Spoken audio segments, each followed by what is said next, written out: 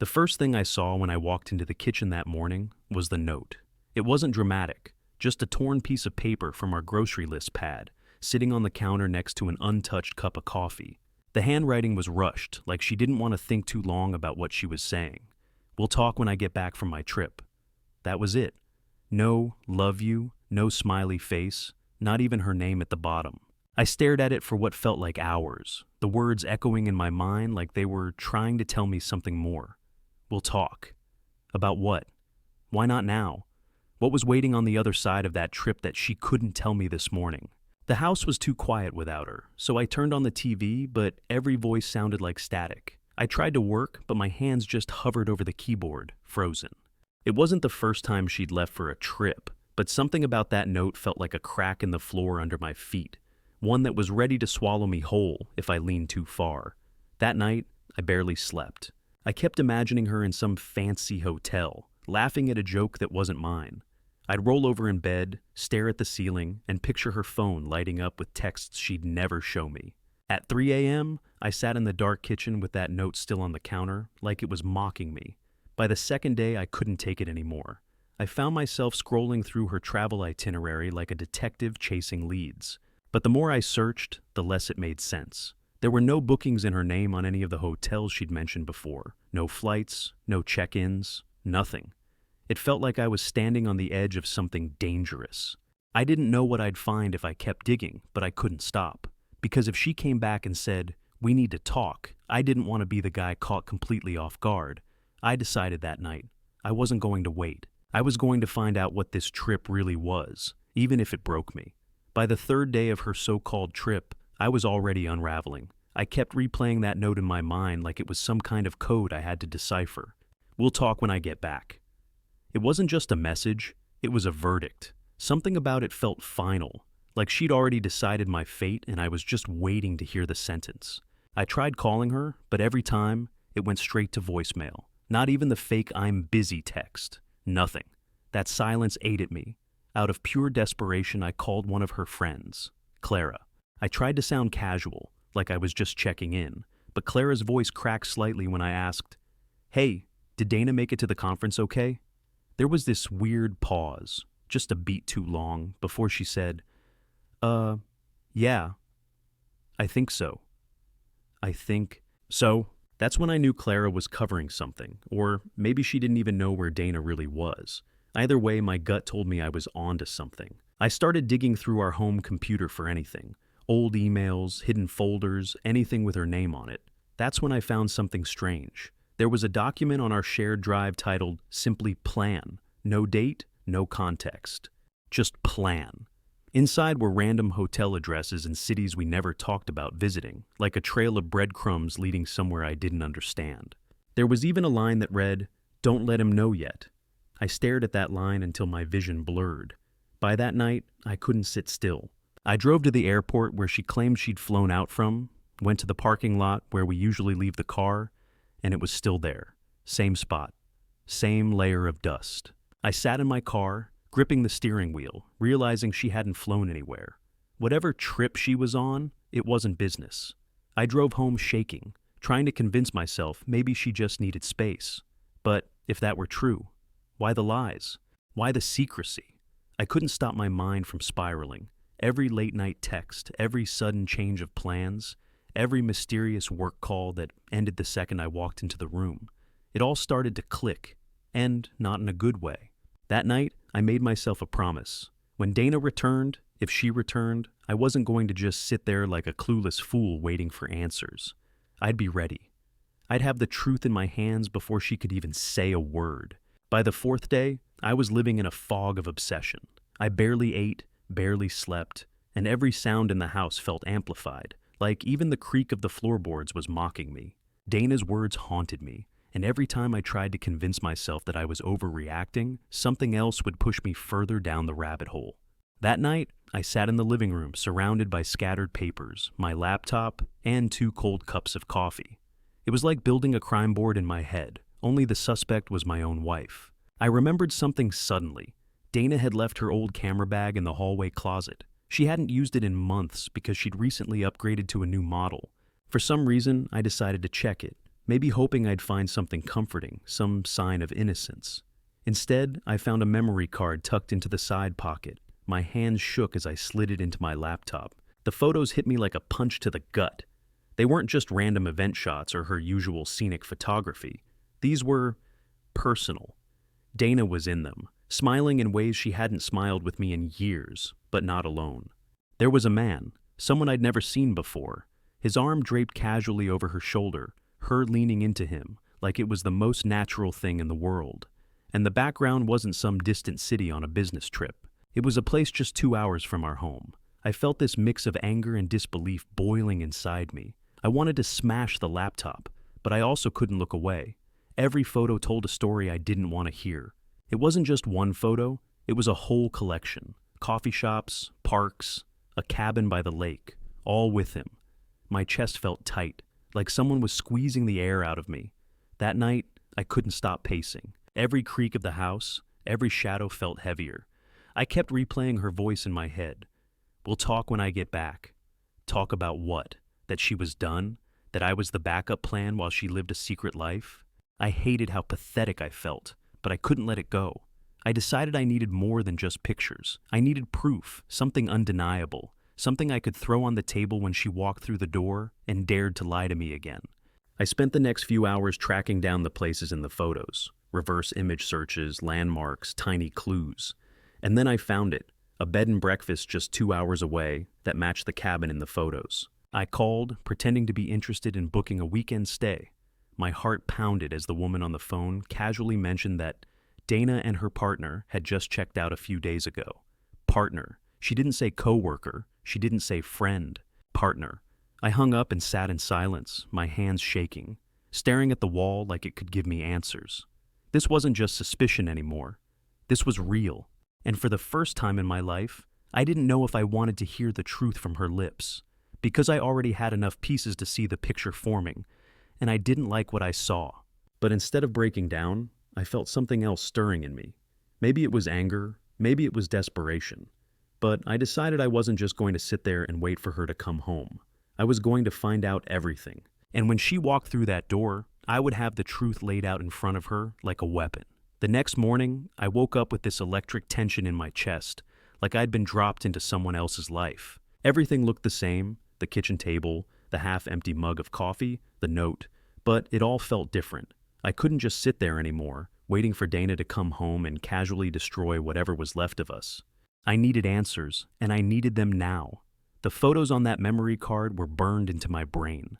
Every time I closed my eyes, I saw her leaning into that man like he was the center of her world. It made me feel like I had been erased from my own life. I started by tracing the places in those pictures. One of them stood out, a little cafe with a bright yellow awning and a quirky sign shaped like a teacup. It wasn't anywhere I recognized, but the name was barely visible in the background of one of the shots. I spent hours searching online until I found it. It was in a small town, 2 hours north of us. Without thinking, I grabbed my keys, shoved my laptop into my backpack, and drove. The entire ride, my mind played cruel tricks on me. I imagined her laughing with that man, maybe holding his hand across the table at that very cafe. I hated that I still missed her, even as I pictured her betraying me. It's like my heart and my brain were at war, and neither was winning. By the time I arrived, my hands were trembling so much I could barely hold the steering wheel. The cafe was smaller than I expected, almost cozy, with hand-painted walls and mismatched furniture that looked like it had been stolen from different eras. I walked inside, trying to look casual, but I probably just looked like a guy on the verge of losing it. I ordered a coffee just to give myself something to do. Then I asked the girl at the counter if she remembered a woman named Dana coming in recently. I tried to sound casual, but my voice cracked. The girl frowned for a moment, then nodded slowly. "Yeah, I remember her. She came in with her boyfriend, right? Tall guy, dark jacket." Boyfriend. The word hit me like a blade between the ribs. I nodded like I already knew, but inside I felt like the floor was tilting under me. I walked back to my car, sat there with my coffee cooling in my hands, and stared out the windshield. My head was spinning with images of her and that guy. I didn't even know his name, but he already felt like the villain in the story of my life. My first instinct was to confront her right then and there, call her and scream until I had no voice left. But then I realized something. If she could lie to me this easily, if she could slip away and live this other life behind my back, then I needed more than just anger. I needed to be smart. So I started digging even deeper. I went through her bank statements, cross-referencing dates with the places I'd found in the photos. That's when I saw something that chilled me, a charge for a cabin rental under a man's name I didn't recognize. It wasn't just one charge either. There were 3, all from the past 2 months. I copied the name and searched for it online, and within minutes I had a face to match. He wasn't just some random stranger, he was a guy from her past, someone she'd known long before me. My head was pounding by then, but I couldn't stop. I felt like a detective in some noir movie, piecing together fragments of a puzzle I didn't even want to solve. By the time I closed my laptop, I wasn't just hurt anymore. I was furious, not just at her, but at myself for letting this happen without seeing the signs. That night, I sat on the couch in the dark, staring at the front door like it was going to open and reveal everything. I wasn't sure if I wanted her to walk in so I could confront her, or if I was terrified of what I might say if she did. One thing was clear though, I wasn't done. This wasn't over. And by the time she came back, I would have every truth she'd tried to hide from me. By the time the sun came up the next morning, I had already made up my mind. I wasn't going to sit around the house like some broken, clueless husband anymore. I had the name of the man from the cabin charges, Elliot Crane, and I was going to find out exactly who he was. Maybe I was being reckless. Maybe I was stepping into something I wasn't ready to face. But I couldn't keep living in this fog of unanswered questions. Every minute I spent imagining them together felt like another knife in my back. I started with the basics. A quick search told me that Elliot wasn't just some random guy. He was a photographer too, with a portfolio full of these artsy, romantic shots of couples in forests, on beaches, in candlelit rooms. It made me sick to think Dana might have been helping him with those photos, maybe even posing for some of them. But it wasn't just his work that set me on edge. It was the dates. Some of his photo collections lined up perfectly with the weekends Dana had been out of town. Coincidence? I didn't think so. The more I read about him, the more it became clear he wasn't just a fling. This guy had history with her. I found an old comment on one of his social posts from 3 years ago. Dana telling him, "Some things never change, do they?" My stomach twisted into knots. Did they have something before me, or was I just the filler between their chapters? That afternoon, I drove out to the cabin where they'd stayed. I don't even know what I was hoping to find. Maybe some trace of them. Something I could hold in my hand to prove I wasn't imagining this nightmare. The cabin was small, tucked into the woods, with peeling white paint and a creaky front porch. I stood there for a while, just listening to the wind in the trees before knocking on the door like an idiot, half expecting them to appear. Of course, nobody answered, but there was something strange. On the windowsill outside, I spotted a crumpled piece of paper, like someone had shoved it there and forgotten about it. When I unfolded it, my heart stopped. It was a note in Dana's handwriting saying, "Next time, we can stay longer. I can't keep sneaking away like this." I felt this white-hot rage boil up in me, but under that was something worse, this deep, hollow ache. It wasn't just that she was lying, it was that she was building a life with someone else, piece by piece, while mine was falling apart. Driving back home, my hands clenched on the steering wheel, I realized I couldn't just wait for her to walk back through that door and feed me whatever story she had prepared. I needed to know everything, where they'd met, how long this had been going on, what she was planning to say when she came back. I wasn't just going to confront her, I was going to be ready with every detail. That night, I couldn't sit still. I started going through every photo album, every shared cloud folder, and even some old text backups I'd saved on my laptop. That's when I found something that made my blood run cold. A string of messages between Dana and an unsaved number. The tone was casual but intimate, full of little jokes and late-night confessions. And then there was the one message that shattered me. "He has no idea. Sometimes I feel guilty, but mostly I just feel free when I'm with you." I sat there staring at that message for hours, my chest tight and my breath shallow. It was like all the air had been sucked out of the room. I realized then that I wasn't just the guy she was married to. I was the guy she was living a lie with. And the worst part? I couldn't even figure out if I wanted her back, or if I just wanted to know why I wasn't enough. I didn't sleep that night. Instead, I wrote down every question I needed to ask her. Not that I expected honest answers anymore, but I needed to hear her say it, and I knew, deep down, that this wasn't going to be a normal conversation when she came home. I couldn't stop thinking about that message. He has no idea. The words looped in my head like a broken record, scratching deeper every time I thought about them. I had no idea, and that was exactly what tore me apart. I felt like some clueless bystander in my own life, like everyone else had been given the script except me. By the time morning came, I had made a decision I knew was reckless, maybe even pathetic, but I didn't care. I was going to find Elliot.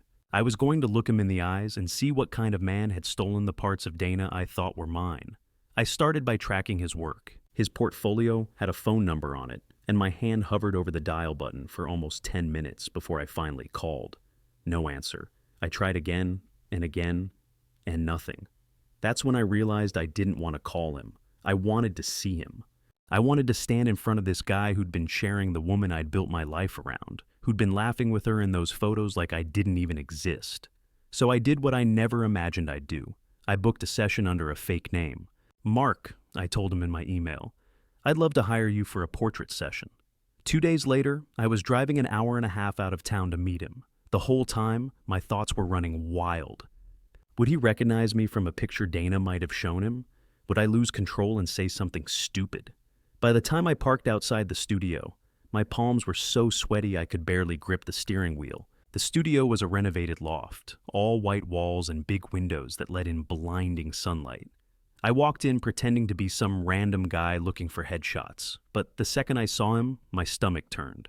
He was exactly what I feared, effortless confidence, the kind of guy who probably never had to try too hard because people just gravitated toward him. He shook my hand with this easy smile, and all I could think was, this is the guy who knows her better than I do now. I let him talk for a while, pretending to be interested, until I saw a photo pinned on the wall behind him. It was Dana. Not a professional shot, not something polished, just her laughing, hair pulled back, holding a coffee cup like she'd been caught in a private moment. And she looked happy. Happier than I'd seen her in months. My throat tightened. I couldn't stop myself. I asked, "How do you know Dana?" My voice cracked slightly when I said her name, and I saw the flash of recognition on his face. It was quick, but it was there. He hesitated just a second too long before saying, "Oh, Dana? Yeah, we've done a few projects together. She's great." He said it casually, but I could feel the weight behind his words. I wanted to push him right there, to demand every detail, but something in me said to wait. If I exploded too soon, I'd lose the chance to get real answers, so I forced a smile, played along like I didn't suspect a thing, and left, after 10 excruciating minutes that felt like hours. When I got back in my car, I sat there gripping the steering wheel so tightly my knuckles turned white. It wasn't just anger anymore. It was this horrible hollow pain, like I'd already lost everything, and I was just waiting for the official announcement. But I also felt something else, a strange clarity. I couldn't keep pretending. When Dana came back, I wasn't going to beg or plead. I was going to confront her with everything I knew, every lie she'd told me, every photo and note and charge I'd found. But as I drove home, I had this sinking feeling. I realized I didn't even know if I wanted to hear her explanations. Because what if the truth was worse than the silence? The house felt like a cage that day. Every room held a ghost of our life together. The photos on the wall, the sweater she'd left draped over the chair, even the smell of her perfume faintly clinging to the hallway. It all felt like a lie now, like I'd been living in someone else's script while she was off writing a better story without me. I spent the entire day pacing, my laptop open on the table with all the evidence I'd collected neatly lined up like weapons. The photos from the memory card, the screenshot of that message, "He has no idea." The receipts from the cabin. I wanted her to see everything, every single thing she thought she could hide. By evening, I was wound so tight that even the sound of the fridge humming was enough to make me flinch. I checked my phone for the 100th time, no word from her. No flight updates, no texts, nothing. Around 9 p.m., I heard the crunch of tires on the driveway. My heart was pounding so hard I could barely breathe. This was it. The door opened slowly, like she was testing the air. She stepped inside, looking tired but not surprised to see me sitting on the couch waiting. She didn't smile. She didn't say, "I'm home." She just said, "Howard, we need to talk." I didn't say a word at first. I just motioned to the table where all the evidence was spread out. Her eyes flickered to it, and I saw the color drain from her face. She froze, her hand still on the strap of her bag, like she wasn't sure if she should step forward or run. Talk, I finally said, my voice shaking. You want to talk? Then talk. Tell me about Elliot. Tell me about the cabin, the cafe, the notes, the photos. Tell me about this, I said, holding up the printout of her message. She stared at me like I was a stranger. For a moment, I thought she might actually come clean. Her mouth opened slightly, but no words came out. Instead, she dropped her bag and sat down, covering her face with her hands. You weren't supposed to find out like this, she whispered. That line made my blood boil. Find out like this, I said, my voice rising. Dana, I found out because you left me no choice. You walked out with some cryptic note like I was just supposed to wait here while you, what, played house with him? Pretended I didn't exist? She finally looked up at me, and there was something in her eyes I hadn't seen in years, a mix of guilt and defiance. It wasn't supposed to happen this way, she said again, but this time louder. I was going to tell you. I was going to, I don't know, end it maybe, but I couldn't do it while you were looking at me with those sad, tired eyes. Her words stung worse than any confession could. Sad, tired eyes? That's what I was to her now. A ghost of a man who used to matter? I felt my chest tighten, but I forced myself to stay calm. So what now? I asked. You were just going to disappear? Leave me with this house, this life, and not even bother to explain why I was never enough? She didn't answer right away. The silence between us stretched like a rubber band ready to snap. I could feel my hands shaking, but I didn't care. I want the truth, Dana, all of it, and I want it now. Because if you walk out that door again, I swear to you, there's no coming back. What she said next, I wasn't ready for it. Dana didn't speak right away. She just sat there, her hands trembling, her eyes wet and wide, like she was standing on the edge of something too big to put into words. Finally, she took a deep breath and said, It's not what you think, Howard. Elliot he's not what you think he is. I wanted to scream. My brain was on fire with images of her smiling with him. That message about feeling free, the note about sneaking away. Then what is it? I shot back. Because I have a folder full of evidence that says otherwise. She shook her head. Elliot is my brother, half-brother. I didn't know how to tell you. I didn't even know he existed until 3 months ago. I froze. My mouth opened, but no sound came out. You're... what? She nodded, tears rolling down her cheeks. I found out by accident. My mom told me the truth before she passed, that I had an older half-brother my dad never told anyone about. Elliot reached out after he tracked me down. The cabin, the cafe, all those trips. I was meeting him. I was trying to figure out how to tell you everything without making it sound insane. I wrote that note, "We'll talk when I get back," because I wanted to tell you the truth, not just drop it on you while running out the door. I stared at her, the words sinking in like they were written in a language I barely understood. But the photos, the messages... She reached into her bag and pulled out her phone, scrolling quickly before holding it out to me. Look, the messages I'd seen, the ones I thought were about me, they were right there. But now I saw the other side of the conversation. He called her sis. They were talking about childhood stories, how surreal it was to meet after all these years, about how she felt free, finally knowing the truth about where she came from. I sat down, feeling like the floor had been ripped out from under me, but in the strangest way, like I'd been falling for weeks and suddenly landed on solid ground. My anger drained out of me, replaced with something I hadn't felt in a long time. Relief. I thought I lost you, I said, my voice breaking. I thought you didn't want this anymore. I thought I wasn't enough. She knelt down in front of me, taking my hands in hers. You are enough, Howard. You've always been enough. I was just scared. Scared of how you'd see me if you knew about this part of my family, about the secrets I didn't even know I had. I wasn't trying to hurt you. I just didn't know how to do it right. We sat there for a long time, just holding each other while all the tension, the suspicion, the hurt melted away like fog under the sun. It wasn't perfect. It wasn't a fairy tale. But it was real. The next weekend, we drove out to that same cabin together. I met Elliot, a quiet, kind man who looked so much like Dana, it was impossible to miss the family resemblance. It was awkward at first, but it felt like a new chapter had started, not just for Dana, but for us. That night, back at the cabin, Dana leaned on my shoulder as we watched the fire crackle. No more secrets, she whispered, and for the first time in months, I believed her. For the first time in months, I felt like we weren't just surviving, we were starting over.